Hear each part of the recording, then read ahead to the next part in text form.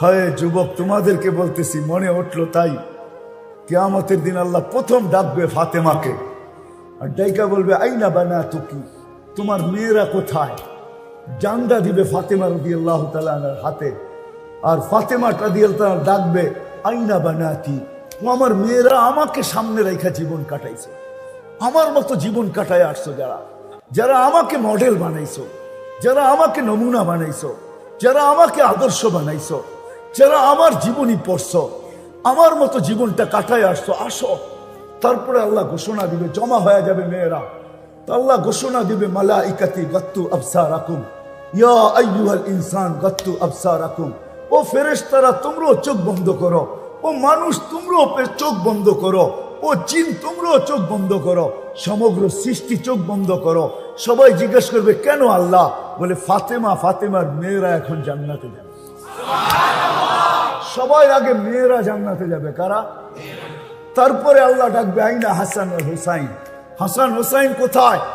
আসবে দুইজন, জান্ডা আল্লাহ দুই ভাইয়ের হাতে দিবে। তারপরে বলবে ডাকো আইনা শাবাব আল মুসলিমিন, মুসলমানদের যুবকরা কোথায়? বলছে কোন যুবক? বলে আল্লাযীনা শাবাবা খুশা, ওই সমস্ত যুবক যারা আল্লাহর ভয়ে নিজেকে লজ্জাপতির মতো গুটায় নিছিল, ওরা কোথায়? তো একদল যুবক উঠবে, মুসলমানদের যুবকরা হাসান হুসাইনের সাথে যাবে। তো আল্লাহ বলবে হাসান হুসাইনকে চলো তোমরা আগে, মুসলমানদের যুবকরা তোমাদের সাথে। তারপরে ডাকবে আইনা আবু বকর, আবু বকর উঠবে, তার হাতে বুড়াদের জান্ডা দিবে। আবু বকরের সাথে উমর আসবে, উসমান আসবে, আলী আসবে, টপ আসবে, আশারায়ে মুবাশশারা আসবে। তারপরে আল্লাহ ডাকবে আইনা শুয়ুখাল মুসলিমিন, মুসলমানদের বুড়ারা কোথায়? আইনাল্লাযীনা শাইয়াবু ফিল ইসলাম, ওরা কোথায় যারা ইসলামের ভিতরে দাড়ি পাকায়া দিছে? তারপরে উঠবে বুড়ারা, আল্লাহ বলবে আবু বকর তুমি আগে, এইবার চলো মুসলমানদের বুড়ারা। কেমন হবে ওই দিন? তিনও দলই যখন দুজকের কাছে যাবে, তো দুজক জিজ্ঞেস করবে মান আনতুম, তোমরা কারা? মহিলাদেরকে আগে জিজ্ঞেস করবে, ফাতেমা রাদিয়াল্লাহু তাআলা আনহা পরিচয় দিবে। তো দুজক বলবে তাবুরুনা কাইলা তাশউর, এরকম পার হবে যে তোমাদের খবরই না হয় পুলসিরাত কখন পার হয়ে গেছে। হাওয়ার গতি কি, এর চেয়ে কোটি গুণ গতিতে মুসলমানের মেয়েরা পার হয়ে যাবে। তারপরে যুবকরা পার হবে, তারপরে বুড়ারা পার হবে। সবার সামনে আল্লাহ রসুল থাকবে। কে থাকবে? কে থাকবে? কে থাকবে? আরেক দল মহিলা আছে যারা আল্লাহ রসুলের আগে দিয়ে জান্নাতে ঢুকবে। যারা যৌবন বয়সে বিধবা হয়েছে, কিন্তু বাচ্চা কাচ্চা পালতে যায় নিজের জীবনটাকে বিসর্জন দিয়া দিছে, আর দ্বিতীয় বিয়ে বসে নাই, বাচ্চা কাচ্চা নিয়ে জীবনটা কাটায় দিছে। তারা আল্লাহ রসুলের আগে দিয়ে ঢুকবে। তা আল্লাহ রসুল জিজ্ঞাসা করবে তোমরা কারা, আমার আগে ঢুকতেছো? হাইসা দিয়া বলবে ইয়া রাসূলুল্লাহ, পরিচয় দিবে। তা আল্লাহ রসুল বলবে মারহাবান বিকুন্না, তোমাদের জন্য মারহাবা, তোমরাই যোগ্যতা রাখো আমার আগে যাওয়ার, চলো। ওই জিন্দেগি শিখানোর জন্য আল্লাহ রসুল আসছে, যে তিনটা জিনিস যেন সুরক্ষিত হয়, ওইটাই শিখতে হবে, শিখা ছাড়া আসবে না। সাহাবারা শিখছেন, আমি দেখাইছি আপনাদেরকে, এরা দুনিয়া গড়লে করতে পারতেন, আমাদের মতো দুনিয়া গড়তে পারতেন।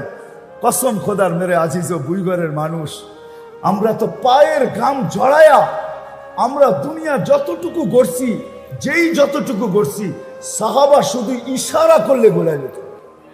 কি করলে? কি করলে? শুধু ইশারা না, ইচ্ছা করলেই গড়া যেত। কি করলে? কি করলে? বুঝে আসে না? মনে হয় স্বীকার করেন? আমার কাছে প্রমাণ আছে, ইচ্ছা করলে করতে পারতেন, শুধু ইচ্ছা করলে করেন না। জানেন 60-70 বছর এখানে ঘোরা কি করব, কোথায় করব, ওইখানে করব। এই জন্য জান মাল সুরক্ষিত করা, হেফাজত করা, কোথায় লাগাইতে হবে, যোগ্যতাকে সঠিক জায়গায় কাজে লাগাই দিছেন। আসেন, আর লম্বা করতে চাইতেছি না, যদি বুঝে আসে আমার কথা। বুইগরের মানুষ এই মজমার থেকে প্রতিজ্ঞা করেন যে আমিও শিখব। এই জন্যই আমি বলতেছিলাম, সব পায়া যাওয়ার পরে ভুলে গেছে কে দিল, কেন দিল, কোত্থেকে দিল, কিভাবে দিল। তো আল্লাহ এটাও বলে 24 ঘন্টা তোকে সুরক্ষিত করি। হায় হায়, তুই বিলা থাকিস কিভাবে। তো কোরআনের আরেকটা শব্দ আমাদেরকে বুঝাইতে চাইতেছে, কোরআনের চিৎকার, মা গররাকা বিরাব্বিকাল কারীম ইয়া আইয়ুহাল ইনসান। ও মানুষ, সবকিছু পাওয়ার পরে তুই আল্লাহকে ভুললি কি করে বল। আল্লাহ জিজ্ঞাসা করতেছে, প্রশ্ন করতেছে, সবকিছু পাওয়ার পরে তুই আল্লাহকে ভুললি কি করে।